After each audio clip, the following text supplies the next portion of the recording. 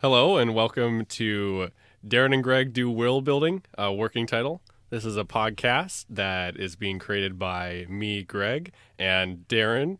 Hello, how's it going? I am Daron, and I am part of this podcast. We're just doing this for fun. We hope that you enjoy it.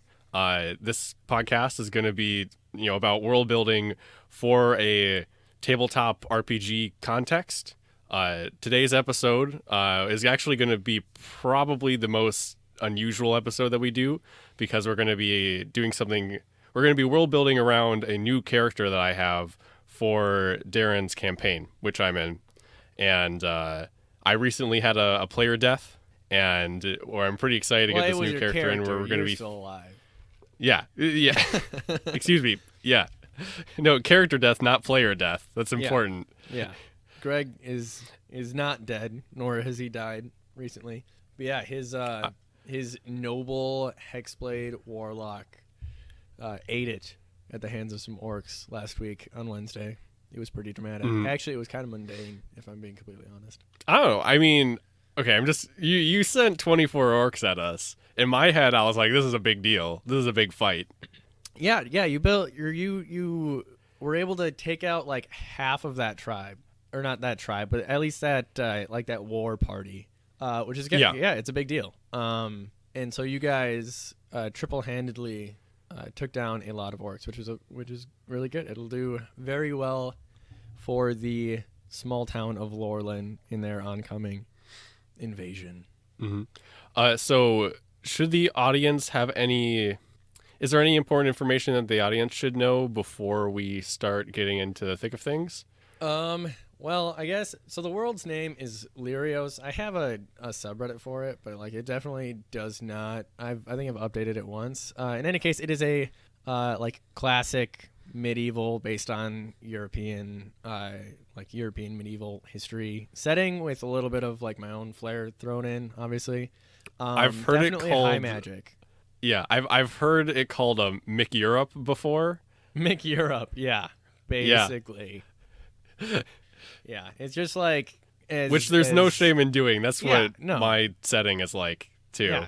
Tropes are tropes for a reason, and they're a lot of fun. Especially, I just like the swords and sorcery things. There's so much room to explore there, and basically anything that you want to think of can be hand waved enough to work. Because especially in the tabletop, as long as it's fun, it doesn't matter, right? Like the suspension of disbelief is as big as like you are able to make it with how fun you run that thing that you made.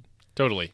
But yeah, so basically Greg's old character, Boro Hurst is his name. He was the nephew of the king of a place called Heimholt, which is one of the I don't even know how many holds there are. I never counted and memorized the number. But it's around seven holds of the Antiric Empire, which is your pretty classic like Roman Empire-esque government. They had recently expanded, and by recently I'd say like 30 years ago, expanded across their continent, which is about half the size of the U.S., and like conquered all of those holds, either by like diplomatic or just straight up military might. And so Greg's family, the Hurst family, is in the central seat of the marshlands, and so his uncle is the warden of the marsh, king of Heimholt, and Boro, the nephew to that guy, just died.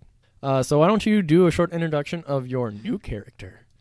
Yeah, so there of course is still a lot of things that need to be figured out, which is what we're doing this for right now, but my current concept is that my character is a half-elf bastard of someone within this royal family, of this Hearst royal family, and they don't, since they're a bastard, they don't really have any, there's no noble part to their name, but this person's talented, and they've been hired on as a spy by the espionage agency that the former queen of this family runs. And I'm thinking that this player is going to, this half-elf is going to show up to the campaign, being searching for Boro, who of course just died, and then is going to likely be sticking around in order to repair relations and those kind of things. But the class that I'm thinking of is Arcane Trickster, or Rogue Arcane Trickster. Yeah. So is he kind of like he's very deeply embedded within the family, and he's like doing their bidding? Like, is he accepted to the point where like he's useful but not like admitted to the public? I'm thinking that his existence isn't secret, but what he really does is, if that makes sense. So he's someone who is he's on payrolls. He is like he's not an unperson, but what he actually does is, his real duties are something that people don't know about, even other people within the family. Because I'm assuming that this is probably someone who, because of their sort of otherliness, because they're half an elf, they don't have an assumed loyalty to their close family, and instead the spy agency, which I'm calling like, I don't know, like the Rose or something like that. Yeah, no, and I like that, because it makes me think that maybe each of the agents would be called like a thorn or something, and maybe people at the top are like the petals or something, and there's like was it pods? Rose pods? Ah, God, there's a word for it that I can't think of right now. Anyways, it's not flower. Well, no, how roses reproduce. I can't believe I can't think of this word right now. What? Bud. Rosebud. Yeah, and so, yeah, I think it'd be really cool to, like, name each of the parts of this organization after, like, the parts of a rose. I don't know. Mm-hmm. Like you could work your way up the stem and be, like, one of the higher-ups, and be, like, a higher thorn and a lower thorn, and then the petals would be, like... Yeah, that could be, like, the name of the people who make the decisions at the top. Like, if there's a council or something, it'd be, like, the Council of the Petals or something like that. Yeah, but maybe this is all something that's kind of alluded to in metaphor. It's something that people don't outright say, so it's kind of something that I don't, there's no sheet of paper that says so-and-so is a petal of the rose. It's just kind of, that's what people like. It's this unknown, unspoken rule about who's who and what's what and that kind of thing, I imagine. Yeah. It definitely can be. I mean, being as you're the one who made this up in, like, not your setting, like, yeah, anything that you want to just assume is true absolutely is. So anything that you think of absolutely goes. What I was kind of thinking of for the, like, petals and rose talk is almost similar to, like, Thieves' Cant, where you refer to these things like normally, and you made a similar Thieves' Cant in your own setting as well, right? Yes, I did. Yeah, and it was like about shoemakers. Yes. Oh man, that was the coolest, one of our greatest workplace conversations. But yeah. So, anyways, so your guy, does he have a name yet? No, because I wanted to ask you about what would be the most appropriate names for the situation of its birth. So he, what I'm imagining is that a high elf impregnated one of the daughters in this family, and then maybe stuck around for a little while. I'm not sure. Maybe stuck around for 15, 20 years before hightailing it off to somewhere else. And I'm not sure in that case, like, would I have the last name of the elf? Would I have been named like an elf? What would I have been named like a human? What do you think would be the most appropriate in the situation? Because I'm assuming that people would probably be frustrated at the elf's existence and kind of want to like have him not be around. Yeah. So I think for me, what comes to my mind immediately is you would have two names, right? You'd have the name that maybe was given to you by your father, and the name that was given to you, like, by your mother or your mother's family, assuming that your mother is the one who's related into the Hearst family, right? Since yes. She's not the high elf. Cool. Yeah. So I imagine, and this kind of ties back to whether or not you spent time in Heimholt itself or in what's probably like the Everwood somewhere. Like, if you spent most of your time in the Everwood, then you probably more so go with your elven name. And then if you spent most of your time in Heimholt just sort of like hanging out, doing whatever for 15 years, then you probably go by your human name more. But you would definitely have both, and your last name, you could probably just have one last name and then sort of, for lack of a better term, Americanize it. So like if your last name was like, I don't know, Silvadria or something like that, maybe your last name would just change to Silva or something like that. Yeah, I like that a lot. What I'm thinking is that he has spent all of his life in Heimhold, or at least he spent his life within the human kingdoms, and that he's actually pretty far removed from elves and elf culture, is what I'm imagining. Okay. Like he's kind of been, in a sense, like abandoned by half of his ancestry, he feels.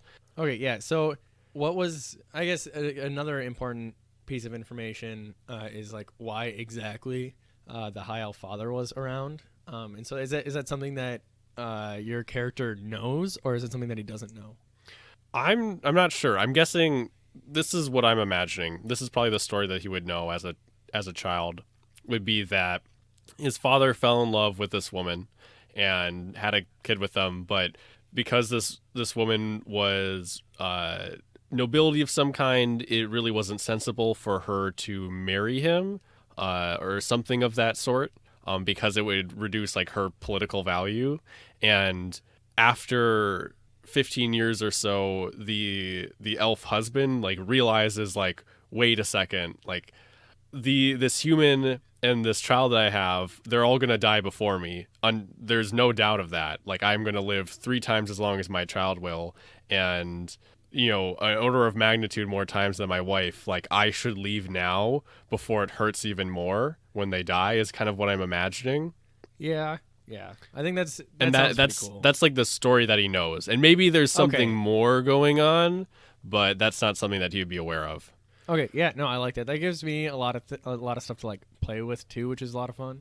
Yeah, because like the father is absolutely still out there somewhere. Yeah, and he will be alive for a lot longer than you are. Yep. This is something that I think is. I have a question for you. Yeah.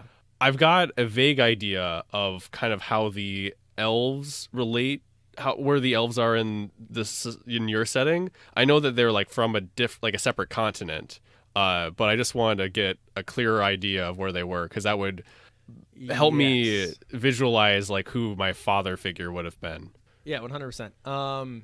So there is 2 major continents in the known world right now. There is Antion and Pharos, and the elves are over in Pharos. And Pharos is almost entirely dominated by this thing called the Everwood. And as you go north, it's the Everpine. And as you go south, it's the Ever Swamp. And it's this just ridiculously forested area. It covers almost the entire continent except for one rain shadow on the backside of a mountain range that's on the western side. And so for the most part, the elves keep to, for the most part, themselves over there. And so the fact that your high elf father was over in Antion either means that he was trading, he was adventuring, or he was like a diplomat. Assuming if he was a diplomat, then I don't think it would make sense for him to have been like scorned in a way where it's like, oh, well, he doesn't have any political value, therefore you can't actually marry him. And so he'd probably fall under one of the former 2 categories of people. But yeah, so Pharos is 2 seas away, because in between the 2 continents, which sort of shape an upside down U with fat sides and a skinny middle. In between those 2 continents is the archipelago of Antaro, which on the eastern side is East Antaran Sea, and on the western side has the West Antaran Sea. And between the 2 major islands, which are like North Antaro and South Antaro, are like the minor Antaran islands. And so he would either, your diplomat or trader or adventurer father would have either had to sail across, which is the short way, or walk or travel northward an insane amount of miles going through some really nasty territory to get to Antion. So he probably sailed across 2 minor seas and through some islands or around the islands, something like that. But yeah, so okay. Generally, yeah, you're about, I'd say, from Maine to England, like half that distance would be the total distance between the 2. But just imagine there's also a very large chunk of islands between. So that's the basic setup for that. Okay. I think that probably adventure would be the most the thing that would make the most sense, because someone of danger and whatnot would be like it would be seen as attractive most likely. Yeah. And that also would that leads to more exciting things if he's someone who maybe isn't necessarily a dungeon deviler, but someone who gets themselves into trouble, and who knows, like maybe there's some aeon old elf beef that I'm now a part of because of this person's my father that I don't know about. Yeah, and that could be very interesting. Well, yeah, that very well could be. And it'd be interesting too if he was an adventurer, which it's to me that seems like it'd be the most probable case, because if he was a trader, then maybe he would actually have some value. And if your mother wasn't like directly in line for the throne, then I guess why wouldn't you tie yourself to elf trade?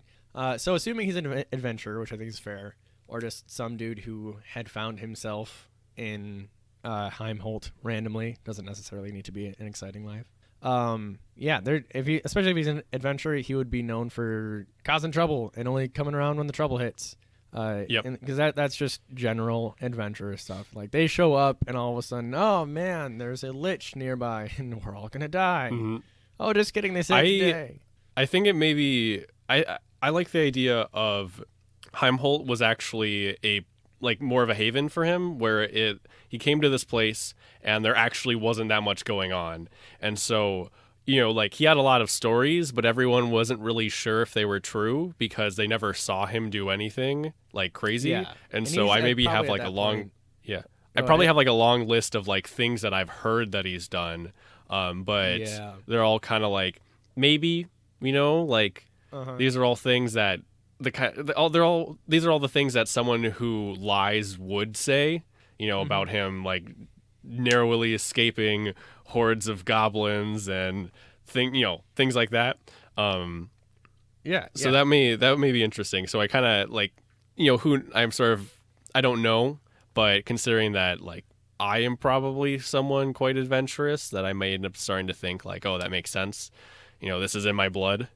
Yeah, for sure. And I think having him not tied down to any specific occupation right now would be the coolest thing. And him being as old as he might be, I don't know if maybe your mother even knows exactly how old he is. I think it'd be cool if it was surrounded in mystique. He may very well have spent hundreds of years adventuring before he found your mother, had a baby, and was like, oh god, they're gonna die before I do, and this is gonna be super sad, and then hightailed it.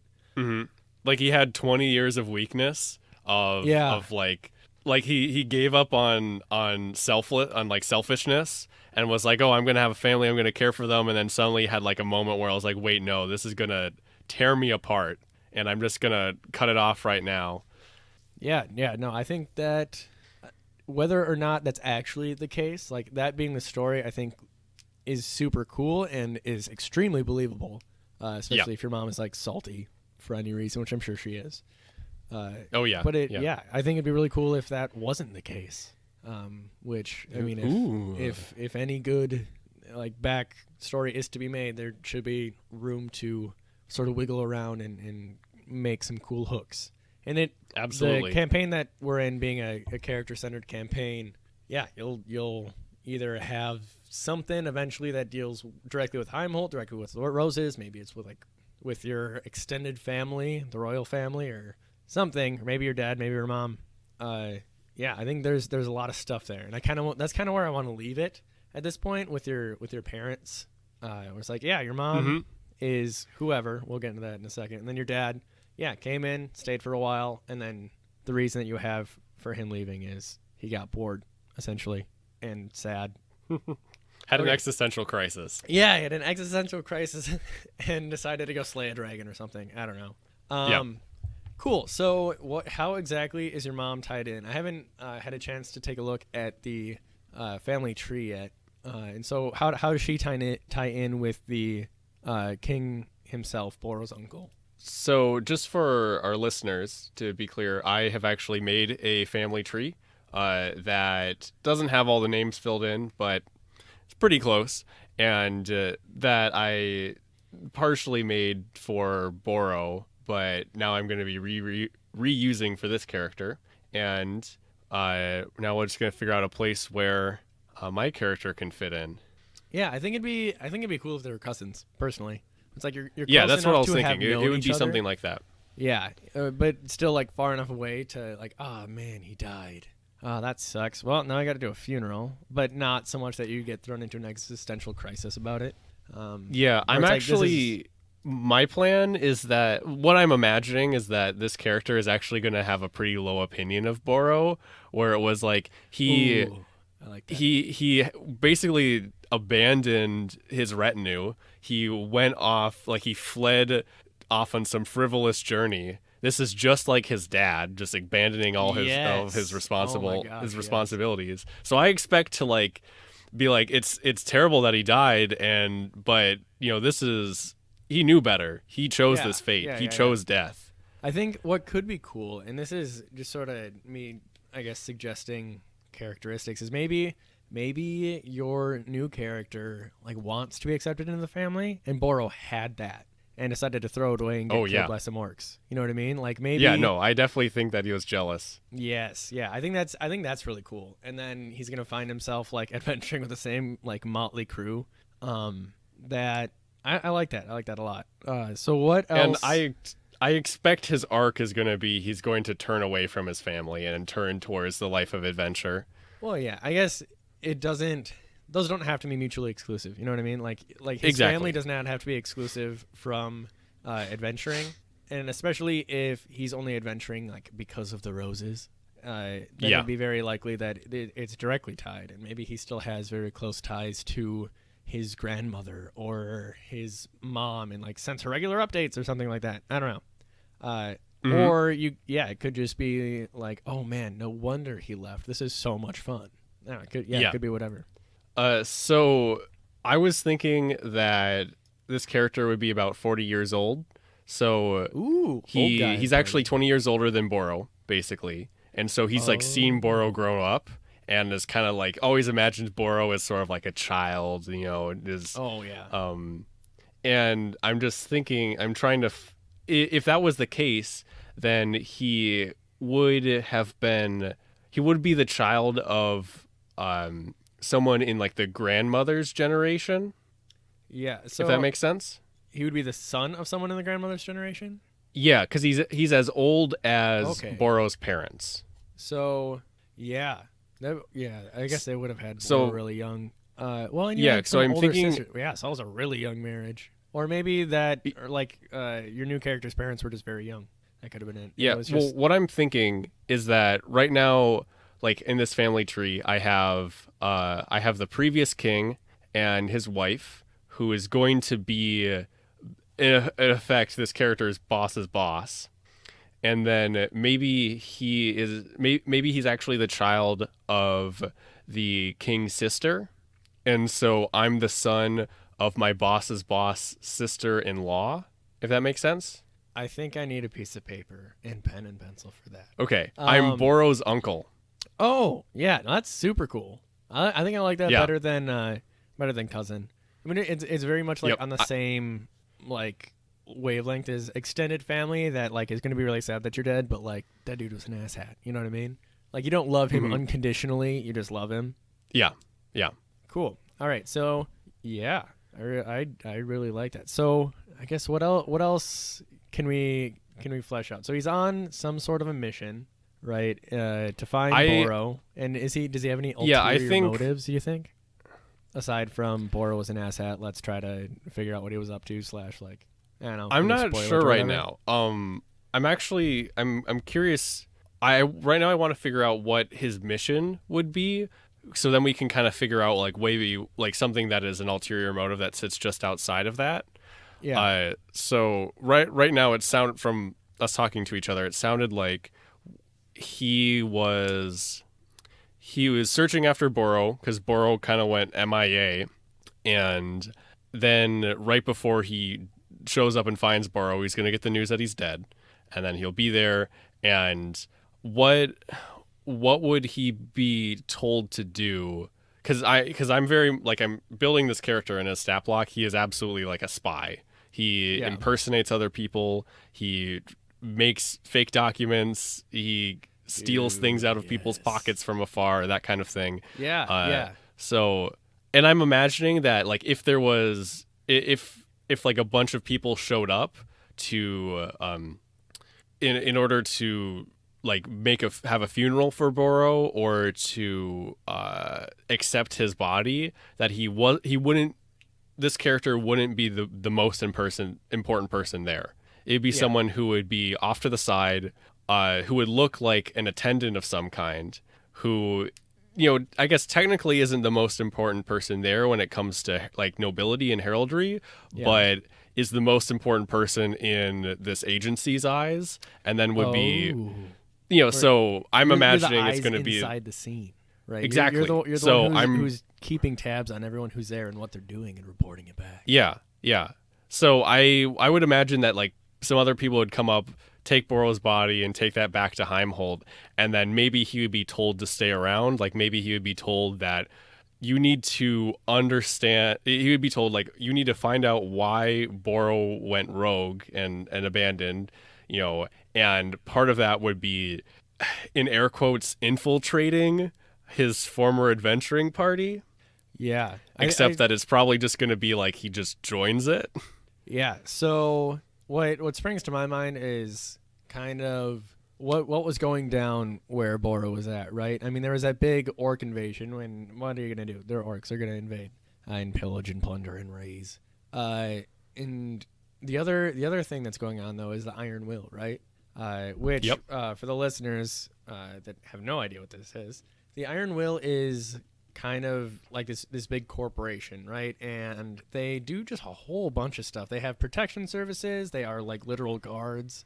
They also have like a ton of forges and general shops. And they so far have taken over completely 2 villages or 2 towns, one being Lorland, one being Essex, which are kind of sister cities on opposite sides of this forest called the Blightwood.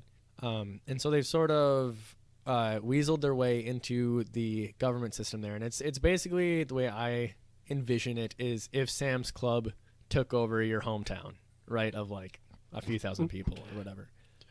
Sam's Club combined with Blackwater. Yeah, that's basically it. It's like they take over literally everything. Not that it's necessarily a bad thing. It just leads to likely a life of monotony and if you're an institution in that place, like you have a vested interest in making sure you're still the most important people there. So even if this Iron Will isn't nefarious, really, the fact that they can be a challenger to a local political authority would be enough of a reason for investigation or superstition from whatever political entities there are. Yeah, exactly. And the fact that they have just sort of instituted themselves in Lorland after the Baron died. His untimely death. Von Kalan, or Kalen, I forget how I pronounce his name. After he died and he was replaced by his steward Rolano, I'm sure that sent a couple shockwaves up, and now they're probably sending you to like investigate that a little bit. And the only reason that they hadn't sent you earlier is because Ironwill had only ever taken over, or they'd only really ever dealt with Essex, which is over in Stormhold, and kind of fuck those guys, because those two have a little bit of bad blood.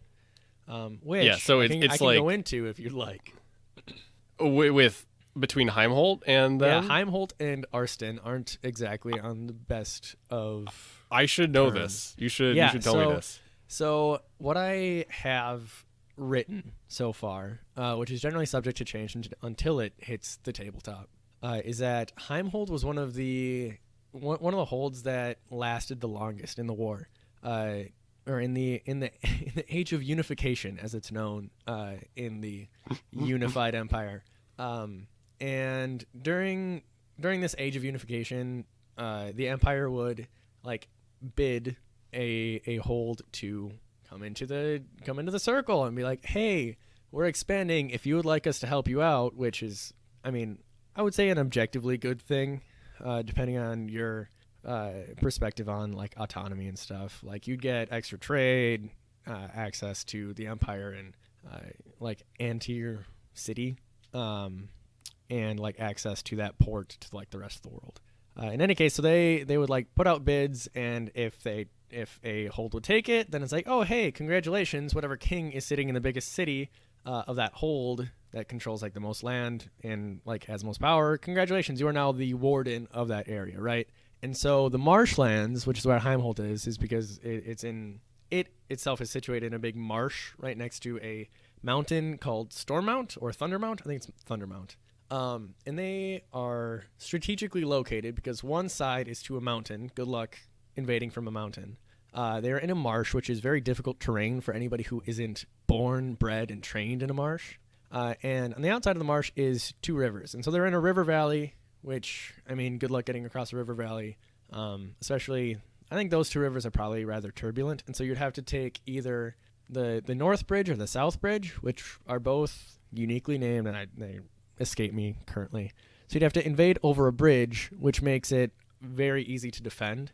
And then in the event that they do get past the bridge, you're fighting through marsh that you've probably never been in, and the people who are defending it have lived in it their entire lives. And so invading Heimholt is not easy. What happened, and the reason that they are in the Empire currently, is because someone in the Heimholt royal family, the Hearst family, was in Arston on some diplomatic mission of like, hey guys, let's stick it to the Empire. When I think, and it was probably either the king's, I think it was the king's father, which is why the queen hates the Empire so much.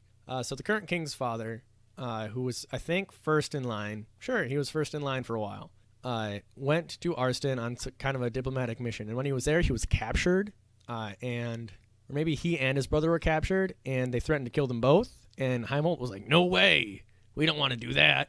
And so they executed the older brother, which put Boro's uncle, the current king, next in line. And Heimholt was like, whoa, no, don't kill the other guy, because then you're going to throw everything into chaos, and we won't have a good royal family to rule, and it'll be chaos, and nobody wants that. And so they decided then that instead of throwing their whole royal family into chaos, to just join up. And so there they went. And as it turned out, Heimholt blames Arston for like letting them in, and some people think that Arston was in on it the whole time, so that they had an easier entrance into the Empire and were able to like save their own lives and save money and stuff, and get a good deal within the Empire. And so that's why Heimholt hates Arston for selling their first king out. Juicy, yes. Yeah, and that was all thought up by me when I was like, oh man, how is Boro going to convince all these other people to join his province or let him have his own province? And so I was like, ooh, politics.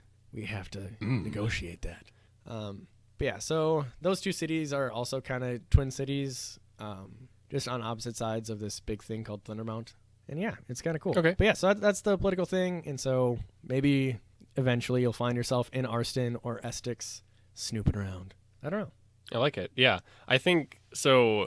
Yeah, no, that's good to know. So I'm here to investigate like what the hell was Boro doing, and I'm also here to investigate what's going on with the Iron Will. And we'll see, but I expect that, since for the audience, our party is actually a part of the Iron Will, kind of. We've got like a strange license with them to kind of do monster hunting for them. So I would probably hear about that and be like, oh, this is something important. Like, this is something for me to know. And I would want to, and I would try to join them and try to also join the Iron Will. So, because we've already learned juicy details about, the Iron Will has it's run by some insane wizard in the middle of the Blightwood who's been torturing and experimenting on monsters, right? Like that's not good. Yeah, you don't know that's exactly things that who the guy is. People want to know. Yeah, the way that's what we know as players, at least. Yeah, and the way it was supposed to sort of come across is have you played Portal 2 ever? I've played the multiplayer. I have not played the single player, but I've played the first, and I can kind of assume. Okay, so there's a character in Portal 2 called Cave Johnson, and he was like the CEO. And so he was the guy who sort of led the whole thing and was like, we're going to do science because we can. And it's like, why did we get moon rocks? Well, because it was great for this portal gun we're making for no discernible reason. In any case, he leaves a bunch of pre-recorded messages for the player throughout the single-player campaign, and that was sort of what was supposed to be the case with these monsters that had those pre-recorded messages on the stones. It's like he was recording these things for no reason other than to feed his own ego, kind of, and be like, oh, I need to document all of this shit and stuff. Yeah, it was more for humor than anything, but it also is great for exposition. Totally. Yeah, so you'll likely discover Iron Will and then sort of go through there. It may occur to you for maybe a second or two that maybe the Iron Will is actually a ploy by Arston to take influence away from the marshlands or something. Yeah, and then that just to me sounds like something that maybe could be suspected. Yeah, absolutely. All right, well, I think that's kind of that sets up your character pretty nicely for an introduction, at least. Yeah, absolutely. And I'll try to think of some alternative motives. But I think for the podcast, this is everything that makes sense. This is, just to reiterate, this is by far an unusual episode, as well as our first. And in future episodes, we're likely going to be focusing specifically on world building topics within a tabletop RPG context, where we're likely going to pose a question or start with an idea and then try to flesh out things around it and see what could be exciting and interesting around a particular idea. Like before we started recording, you mentioned something about what was it, the Dalai Lama? There's another name. Yes, yeah. So there's I read an article about the Dalai Lama in China and how China's doing some shady things in order to get a different religion on their side. Whatever. Anyways, the TLDR of that story is that there's a Dalai Lama and a guy named the Panchen Lama, and they're kind of like the two sides to the reincarnation coin of Buddhism, where the Dalai Lama is this holy leader, and when the Panchen Lama dies, he goes out and either finds or discovers a Panchen Lama. And I could be butchering this, but for the purposes of world building, this is pretty much all we need. And anyways, once the Dalai Lama dies, and the Panchen Lama, who had been hanging out with the previous Dalai Lama, will eventually find the new Dalai Lama. And the Panchen Lama, I'm not sure exactly how much religious power he has or like sway within the religion. But basically what's important is that there are two people and they find each other in every lifetime and they are the leaders of that religion. And so I was like, hey, Greg, this would be super cool to world build something around. And so with that, what do you think? What does that spring any ideas in your mind? Well, the first thing that came to mind is an idea from Avatar: The Last Airbender or Korra, where you may have, the avatar dies and then everyone starts searching for the next avatar while they're still a child, and that could be a really interesting, in effect, this avatar or Dalai Lama in could be a very important MacGuffin and like make an interesting story around that, where it could be like the focus of an entire campaign, where the player characters are searching for children that were born after a certain date that have extreme powers or talents that could be these either a new religious leader or like a new superhero in effect or super weapon. And that could be an interesting thing to frame an adventure around, or even possibly like frame what's going on in the background of a setting around. Because something that I like to do is I like there to be big world-changing events happening around the player characters that give the world like a sense of life and can cause tension and roadblocks for the player characters. I think that would be pretty neat. Yeah, something where it's like you don't have to deal with this. Like you don't have to solve that issue. You just have to deal with the difficulties that it brings.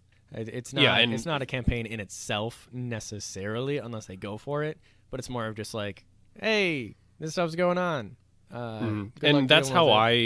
that's how I personally treat war in my campaign setting, where it's something that the player characters aren't interested. The player characters are kind of scum.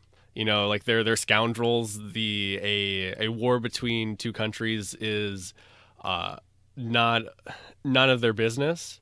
Yeah. But the things that they're trying to do are being impacted by that war. Like, so the player characters are trying to enter a besieged city and those kind of things. Like, that's something that I've been having a lot of fun doing, and I think is a Yeah. really good way. If you choose to not have your campaign be about the most important thing happening in your setting right now, it's really it can make a really good background. It can be a lot of fun doing that.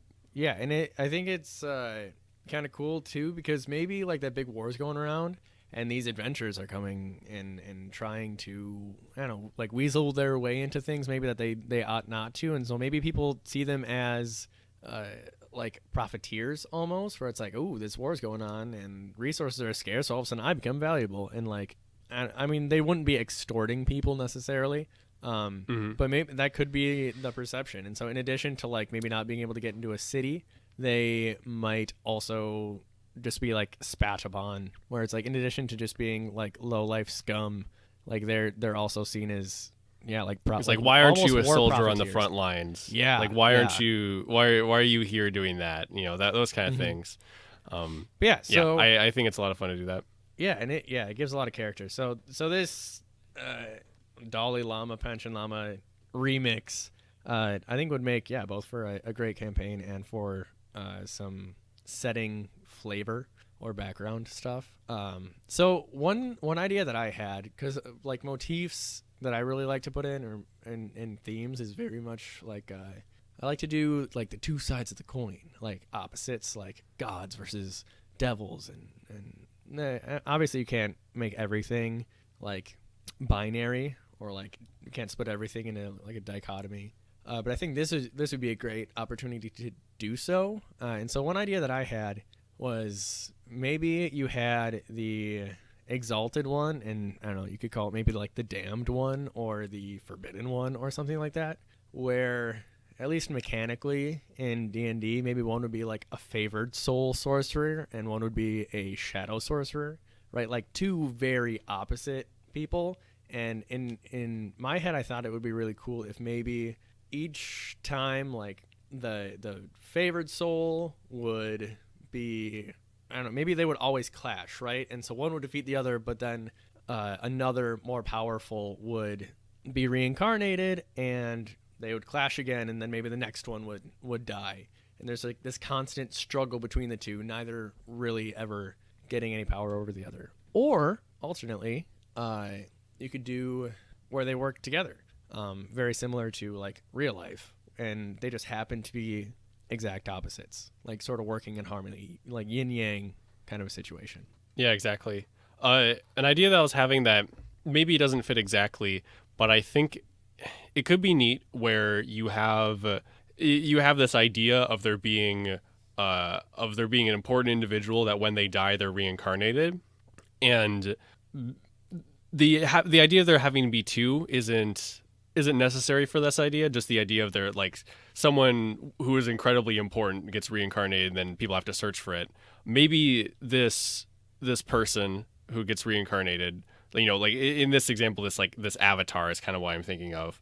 This avatar is someone that is acknowledged as being maybe not corruptible, but as someone who can be swayed by their life. And so maybe all the different powers of the world are hunting for this avatar because they want to take them, they want to rip them from their home and indoctrinate them into their society, into their Yeah, culture, and have them fight for their side when they're an adult or something like that. yeah. And that could cause a lot of tension, when people are, like all these different factions are scouring the entire world, trying to invade each other just to, test their children and see if they are this avatar or not. Yeah, and I think I don't know, I think I am going to go 100% concrete on the fact on like there are two and they are opposite. just because I think it's really cool. Just like there needs to be balance, kind of a thing. Yeah. And so maybe they wouldn't necessarily be in opposition. They would just both have to exist, right, in order for like cosmic balance to maintain itself. Whatever, I don't know. And maybe they have different powers. They're not one's not necessarily like the damned or the holy one, but they maybe they're themed that way. But that doesn't dictate how good of people they are. But there are just two, and maybe you had a society like you had a motif, something that I quite like. Which the listeners will probably soon find out, is that I like the idea of a crumbling empire, of an empire that's reached its zenith and is now starting to fall apart. And maybe you had this empire that it had so much power and existed because it had both avatars in their sway. Yeah. And now when one of them has died maybe it was they died in a battle, or maybe there's some suspicious circumstances in which this avatar died. Now that one of those avatars is missing, they're on a mad dash to find the second one, because if they're enemies, or if someone who isn't loyal to the empire finds the next avatar, the empire's hegemony will fall apart, and it will crumble, and that will be the end of a great society. Yeah, no, I really liked it. That was an idea that popped in my head as I was sort of talking. So maybe like an empire or a hold. They had both of them for what maybe they just happened to be born in that hold. Doesn't really matter. They just had both of them on their team, and then all of a sudden one dies of old age, or maybe a different hold was able to get in and like poison and assassinate the guy. Or woman, I guess, doesn't really matter. Or maybe it's something that's even beyond that. Maybe it was maybe it was divine entities interfering with man that caused this to happen. You know? That absolutely could be the case. But now that the one has died, the other is going out to search for it, and like all the holds or all the towns or wherever this is happening are kind of scrambling to take as many, or spread their influence over as many populations as they can, in order to increase the chance that they are the ones who find this newborn like avatar child. And yeah, like you said, they don't have to be like good and evil or light and dark. Like it could be as simple as like, let's take the avatar, right, from After Our Last Airbender, and maybe if there's an air avatar, the other one is a rock, and then if one is fire, the other one is water. Right. Yeah, or it could be that instead of having two, like in this situation, maybe there's more. Like maybe there are 6 avatars, and now that one has died, now they're like, oh no, we need to get the 6th one again, so we don't have someone who can challenge our power. We could end up doing something like that, where if you could have more than one existing at a time, and then it makes it more believable if one of these still living avatars encounter the players. And I think that would be neat. Like, I think it'd be neat if you had this kind of situation and the player characters are existing in a world like this, that I think it's almost a necessity that they would have to meet one of these avatars and probably run screaming and hiding from it. Right. Yeah. Like just this, we played 5th edition Dungeons and Dragons. And so, it'd be like this 20th level like fighter or monk or wizard or something, and it's like, oh shit, this guy is ridiculous, and he doesn't give a shit about us. You know what I mean? It's like he's on his mission for his people, and we're in his way, or we're helping him. Is like what's going on with that. And I think it'd be super cool, because he'd obviously have an entourage of people, and he would throw whatever town the party happens to be in just absolute upheaval. It'd be super dramatic, and maybe it would take the party and be like, hey, we should go find that guy. Or maybe they'll sit back and be like, this dragon that we're fighting is kind of still a big deal. Maybe they will find that guy and then help us, or maybe they'll never find that guy and this dragon's just going to kill everything. In the meantime, they're wasting their time, and I'll keep doing my own. Yeah, or it could be that these avatar figures are some things that the players try to use and bargain with, where it's like, we have influence in this one area, which we know that you want to go and check out and search for the next avatar. We can facilitate that, if you assist us in capturing this dragon's horde. Yeah, 100%. And depending on like the power level of the avatar that is alive, I mean, maybe the avatar would say, "Screw it," or maybe the avatar would be like, "Oh, hey, no, that dragon is actually kind of a big deal. I'll help you guys out, and then you help me out with my problem." You know what I mean? Where it's like maybe the avatar is just a good guy, and he's like, "No, we should kill that thing because it should be killed," and maybe we'll stumble across a guy in the way. But yeah, so let's think of. I mean, I'm really into like a yin yang kind of thing for these two, and so maybe the one it gets weaker without the other, maybe it gets strong without the other. I don't know. But anyways, let's make a name for these two. And I know you're in the campaign setting as a character, but I don't really care. So now these exist. These are canon. Yeah. This is we are making the campaign setting that you are playing in. So yeah, I'm kind of thinking like. I think Avatar is a good name, or like maybe the Eternal Souls.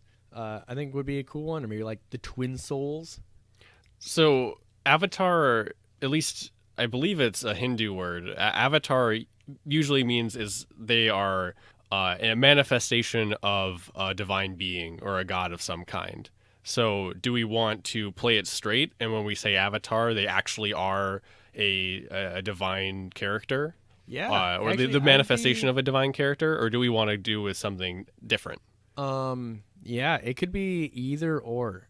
Something that popped into my head as you said that is maybe there was, I don't know, there's a god. His name is Tyr. He's like the god of like law and chaos, or not law and chaos, just law. And maybe they're two of his kids. He probably has a lot more. Or maybe they're kids of some god. Doesn't matter. Could be divine, could be like a natural one. They could just be forces of nature. I don't know. In any case, they didn't get along very well, and so they were cursed to live forever as mortal bodies, and always have to either fight, bicker, or get along with each other through the eons. Oh, I think they should be twins. Yeah, absolutely, they're twins, and so they are officially some sort of divine being. They're twins. And I think they're going to be cursed to live mortal lives over and over and over and over and over and over and over for the rest of time. Or maybe there is a resolution and they'll be able to like enter the heavens again at some point, following some like ridiculous prophecy. So what was the name of the lawful deity again? His name is Tyr. And would it be like the twin avatars of Tyr, or like the? Well, like the twin, I think it'd be like the twin sons, right? Or, yeah, because Tyr, I don't know if it's his brother, but there's also the direct opposition god who his name is Etos, which it might ring a bell because that is the god that our resident trickery cleric worships. Etos isn't necessarily good or bad. He's neutral, chaotic neutral, and he just kind of likes to watch things, have fun, and go awry for laughs, and sometimes his jokes are like way too small. Like have you ever watched shoot, why is it escaping me? I have the idea that it's a prankster who sometimes the pranks are innocuous, they're not even noticeable, and sometimes they're truly vile and wicked. Yeah, so the show is New Girl that I was thinking of, and there's a character in it named Winston. And he's notorious for when he does pranks, it's either way too big or way too small. It's never like in between. And so in one episode, he's like, "Mrs. Parikh, check your shoe." And you're like, "Oh my God, what did he do to his shoe?" And he's like, she looks down and the camera pans down and there's a little like feather in there. He's like, "Take a foot." And it's hilarious because a few episodes prior, he had unleashed like a honey badger or something into, it was like the University of Wisconsin's mascot, into the air ducts to prank a wedding. It's like, dude, too big. Something like pretty bad. Yeah, and so this god I think is kind of like that, where it's go tip over that chair and watch someone pick it up, or topple an empire, right? Or like go, I don't know, like take that support out of that house and see how the homeowner reacts, because it'll be funny. I don't know. Yeah, it could be anything. Yeah. But in any case, so the reason I mentioned those is maybe those gods are actually brothers, and maybe their sons are would be cousins then, and they are forced to I don't know, like maybe be the avatars of those gods and forever be reincarnated around the earth and sort of like toil around each other. But I don't know if I want to go for like a law and chaos vibe for this, so I might shy away from that. To me, it makes sense for them to be related to like a lawful deity. That it's to me, it seems very lawful if it's like you have to do this regular thing forever for the rest of your life. So maybe to me, it makes more sense that they would be like related to Tyr, and maybe they are like lawful good and lawful evil sons, or maybe they're actually both neutral. But that was something that was coming to my mind, is that I like the idea that they are specifically related to law. I don't know if I want them to be specifically related to law. 'Cause I think the motif that I really want to hit is like harmony, where Yep.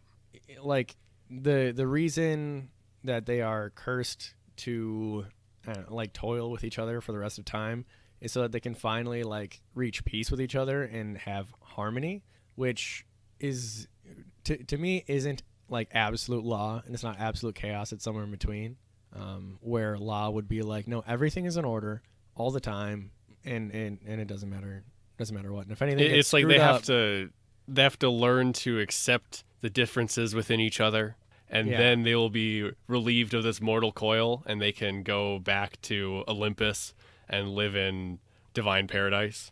Yeah, it'd be something like that. And for thousands of years or whatever, they just haven't been able to. Because maybe one guy's a dick, or maybe they're both dicks. I don't know. Or maybe they just ideologically oppose each other. And the more that one does for himself, it actively undoes the other, and all the others work. And so I don't know exactly how I'd want to do that. I feel like Law and Chaos it'd be a shoo-in, but I kind of want to do, I don't know, more than that. And I'm trying to think of like a good metaphor for what I'm going for. The what I'm settling on currently is like a flowing river, where it follows the law to the point where it will, like, the river will flow where it's easiest to flow, right? But it also changes constantly, and so it's in this sort of state of constant change, but still within reason. Yeah. And so maybe that means that this is like a nature-based guy, and this harmony deity would be more of like a goddess of the wild, or maybe I don't know. It's like the spring and the fall. Ooh. Or summer and winter that are opposed to each other. Yeah, I like the idea of summer and winter, which is actually cool because, spoiler alert, you're reaching the end of the current season in the campaign, and it will be winter soon.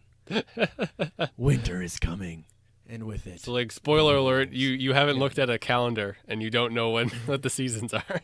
Well, it's funny, I have them written down, but I really haven't applied them strictly to the months yet.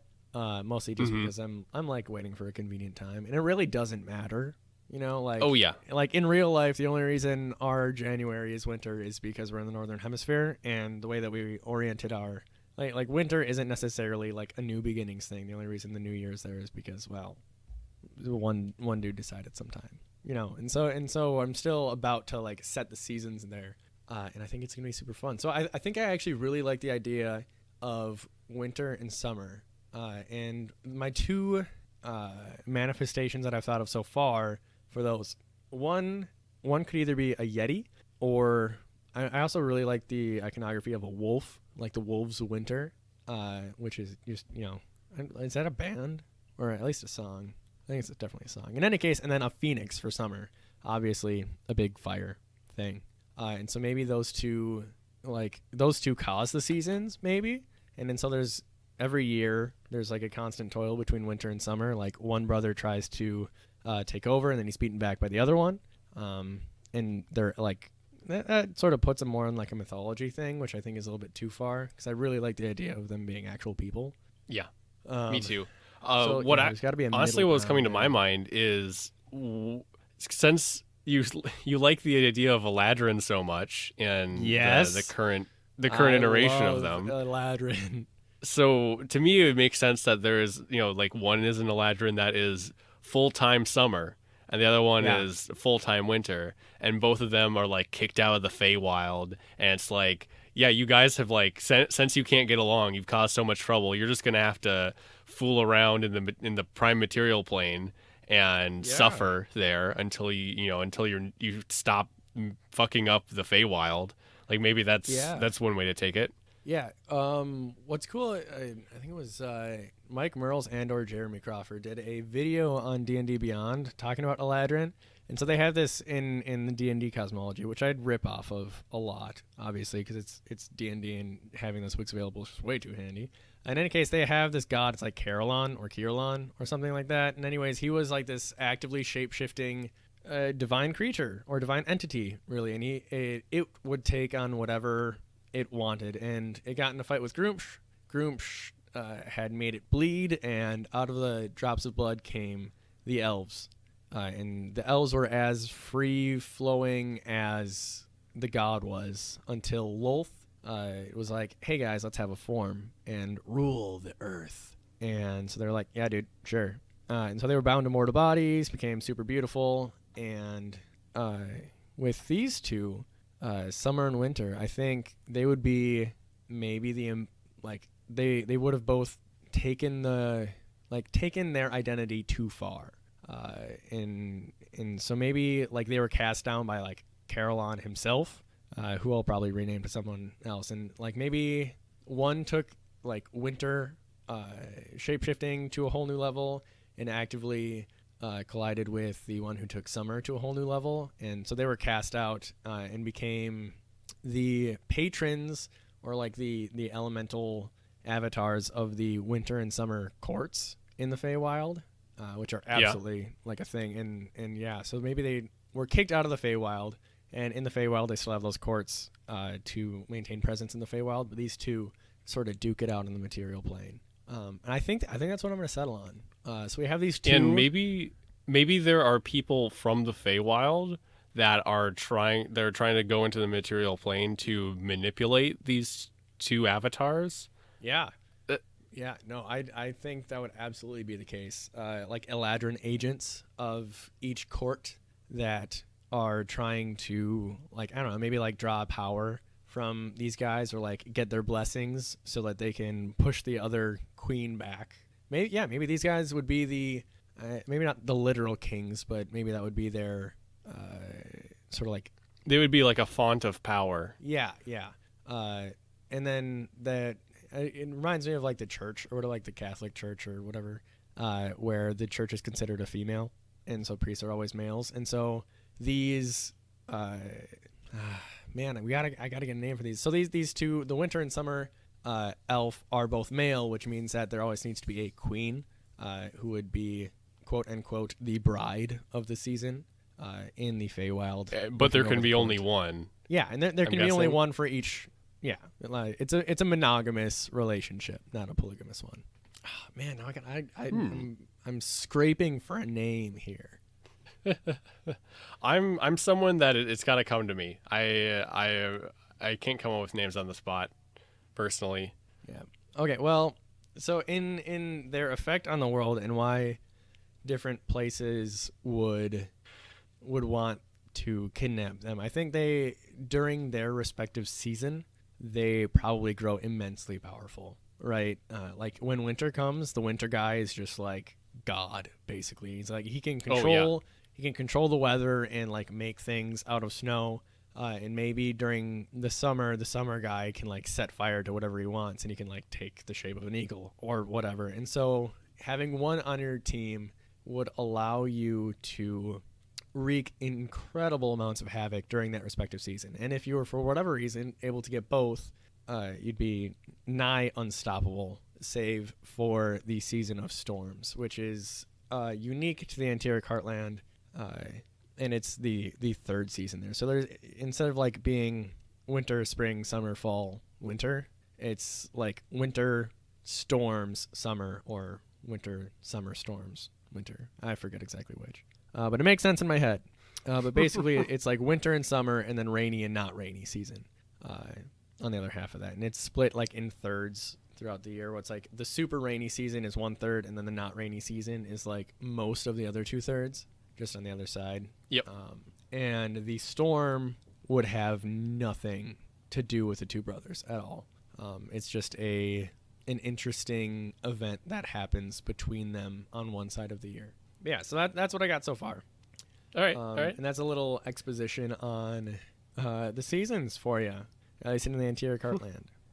All right. Well, we are at an hour and 11 minutes, so I think this is a good time to end. But that was an example of probably what most of our episodes are going to be like. Yeah. Also, this episode's been mostly about Daron's setting and ideas, and mostly, for obvious reasons, like my character is in a setting, but I also have my own. I have my own game, and we'll be focusing on that at other times as well. And let me tell you, his setting is so much more unique and interesting. I guess interesting is in the eye of the beholder in a way, but his is so much different. It's a lot more original, I'd say, than mine is, and so I really look forward to poking and prodding as you continue to build your universe. And then other ideas that we had for segments were things like meta world building, almost like how do you go about like actually thinking of ideas, and like the different ways that you can do that. We also had lore from a different universe where we may pull something from maybe like D&D lore or Lord of the Rings lore, or maybe it's like a sci-fi thing that we thought was super neat and might either inspired us or we think might inspire someone else.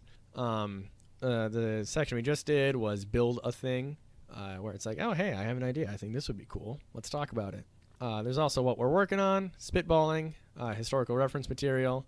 We may do something called roll the dice, where we make a bunch of lists and generate a couple like keywords out of that list by rolling some dice and try to build something off of those. Otherwise, another idea that we have is world building mundane question, because there's a great subreddit for world building, just r/world building, and a lot of times there will be questions posted on there like, where's the best place to eat, or if I was really rich, where would I want to go to get the best night out in your world, which I think are really great questions for kind of just making your setting seem more real. But in any case, they give little details, which is something that is important. Yeah. But in any case, that's some stuff that you have to look forward to as we continue this little adventure. Until next time, my name's Daron, and I will see you later. Yep, and I'm Greg. You have a nice day.